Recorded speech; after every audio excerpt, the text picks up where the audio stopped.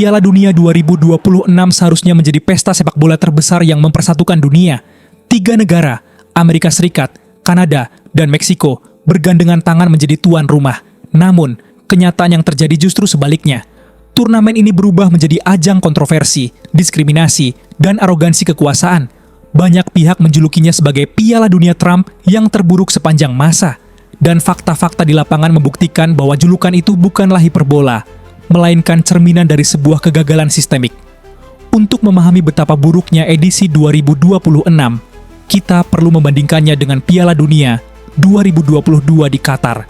Meskipun Qatar juga menuai kritik tajam terkait isu hak asasi manusia dan perlakuan terhadap pekerja migran, ada perbedaan mendasar dalam pendekatan mereka sebagai tuan rumah. Qatar, sebagai negara kecil di Timur Tengah, berusaha keras memfasilitasi kedatangan penggemar dari seluruh dunia. Mereka menerapkan sistem kartu haya yang menggantikan visa, memungkinkan penggemar dari berbagai negara datang tanpa hambatan birokrasi yang berbelit-belit. Transportasi umum disediakan secara gratis sepanjang turnamen. Qatar memang tidak sempurna, tetapi setidaknya mereka berusaha menjadi tuan rumah yang baik. Amerika Serikat mengambil jalur yang sangat berbeda. Di bawah kepemimpinan Donald Trump, Amerika Serikat justru menerapkan kebijakan imigrasi yang sangat ketat dan tampak diskriminatif. Mereka tidak memfasilitasi kedatangan penggemar, melainkan justru menghalanginya.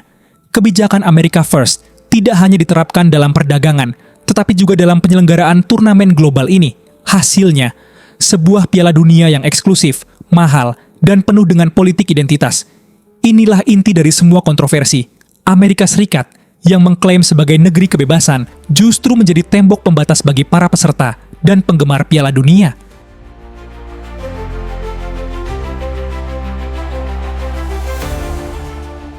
Bayangkan ini, Omar Artan, wasit terbaik Afrika asal Somalia, telah ditunjuk secara resmi oleh FIFA.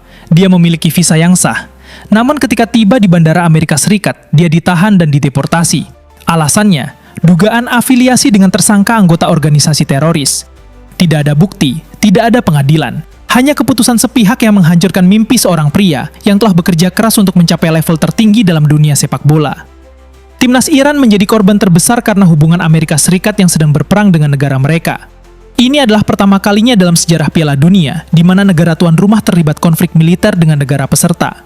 Iran kesulitan mendapatkan visa, staf pelatih mereka ditolak masuk, dan mereka terpaksa memindahkan base camp ke Meksiko. Bahkan ada laporan bahwa pemain Iran hanya diizinkan masuk Amerika Serikat 1 hari sebelum pertandingan. Bagaimana mungkin sebuah tim bisa bersaing di level tertinggi dengan persiapan yang begitu terganggu? Ayman Hussein, striker andalan Irak, ditahan dan menjalani interogasi selama 7 jam di Bandara Chicago. Fotografer tim Irak ditahan lebih dari 10 jam sebelum akhirnya dideportasi. Timnas Senegal menjalani pemeriksaan fisik super ketat di area dekat landasan pacu bandara. Bus tim Uzbekistan diperiksa dengan anjing pelacak, memicu protes dari pelatih mereka, Fabio Cannavaro. Ribuan penggemar dari Ghana, Pantai Gading, Haiti, dan Senegal ditolak visa mereka tanpa alasan yang jelas. Ini bukan sekedar birokrasi, ini adalah penghinaan sistematis terhadap negara-negara tertentu. Ini adalah bentuk diskriminasi yang terstruktur dan dilegalkan. Ini adalah penjajahan dalam artian kekuasaan yang memaksakan kehendak. Jika kebijakan imigrasi adalah wajah politik dari keburukan Piala Dunia 2026, maka keserakahan ekonomi adalah wajah lainnya. Harga tiket Piala Dunia ini melonjak ke level yang tidak masuk akal. Tiket final yang pada saat penawaran awal dijanjikan maksimal $1.550, pada kenyataannya dijual hingga $8.680. Itu adalah kenaikan lebih dari 400%. Tiket kereta api dari New York ke stadion di New Jersey melonjak dari $12,90 menjadi $150. Penggemar biasa yang sudah membayar mahal untuk tiket pesawat dan akomodasi harus menghadapi kejutan biaya transportasi yang absurd. Banyak penggemar, termasuk dari Inggris, memutuskan untuk tidak datang karena biaya yang tidak dapat diterima.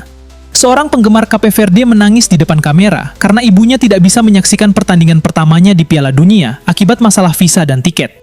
Piala Dunia seharusnya menjadi milik semua orang dari berbagai latar belakang ekonomi. Namun di Amerika Serikat, turnamen ini hanya menjadi pesta bagi mereka yang mampu membayar harga selangit. Ini bukan sekedar kapitalisme, ini adalah keserakahan yang tidak terkendali. Ini adalah pengusiran terhadap penggemar sejati yang telah menghabiskan hidup mereka untuk mencintai sepak bola. Kesan bahwa Amerika Serikat menjajah turnamen ini semakin kuat dengan berbagai tindakan politik dan simbolis yang memalukan. Pertama, soal pembagian pertandingan. Amerika Serikat menjadi tuan rumah 78 dari 104 pertandingan, sementara Meksiko dan Kanada masing-masing hanya mendapat 13 pertandingan. Ini bukan kemitraan yang seimbang, ini adalah dominasi yang terang-terangan. Meksiko dan Kanada sebagai mitra tuan rumah diperlakukan seperti anak tiri di festival yang seharusnya mereka bagi bersama. Kedua, peran Donald Trump. Dilaporkan bahwa Presiden Trump ingin memainkan peran sentral dalam upacara penyerahan trofi juara, bahkan berpotensi tetap berada di podium bersama para pemain yang merayakan kemenangan. Ini adalah pelanggaran protokol tradisional FIFA yang telah berlangsung puluhan tahun. Trump tidak ingin sekedar menyambut para juara, dia ingin mengambil alih momen bersejarah itu untuk kepentingan politiknya sendiri. Ini mengingatkan kita pada momen kontroversial di Piala Dunia 2022 di Qatar, tetapi kali ini dengan skala yang lebih arogan. Ketiga, hubungan erat antara Presiden FIFA, Gianni Infantino, dan Trump. Infantino memberikan FIFA Peace Prize kepada Trump pada tahun 2025, sebuah keputusan yang memicu kecurigaan bahwa FIFA mendukung politisasi turnamen. Infantino dinilai lemah dan bahkan terkesan merestui perilaku Amerika Serikat, lebih memilih menjaga hubungan bisnis dengan Washington daripada menegakkan prinsip-prinsip FIFA sendiri. Ini adalah pengkhianatan terhadap semangat olahraga. Selain semua kontroversi di atas, ada satu hal yang sering luput dari perhatian, penghinaan terhadap negara-negara kecil yang berpartisipasi di Piala Dunia ini. Presiden UEFA, Alexander Ceferin, membuat pernyataan yang sangat kontroversial dengan menyebut pertandingan-pertandingan dari 13 negara peserta sebagai tidak menarik.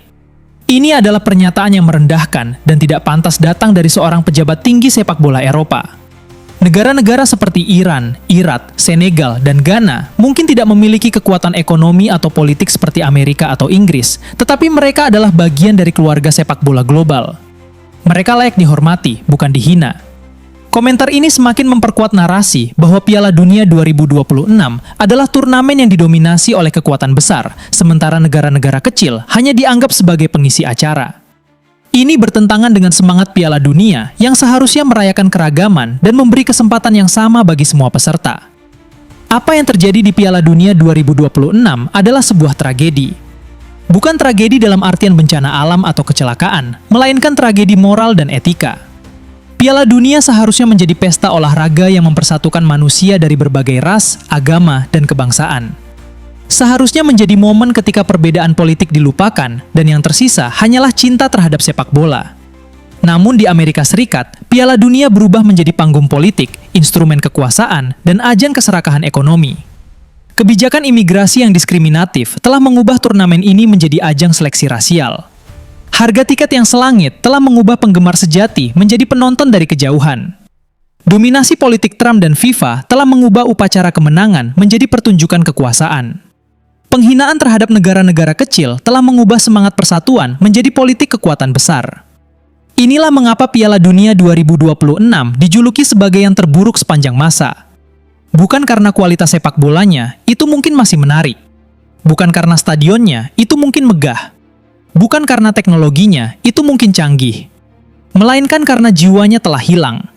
Jiwa persatuan, jiwa sportivitas, jiwa kebersamaan yang telah menjadi inti dari Piala Dunia selama hampir 1 abad.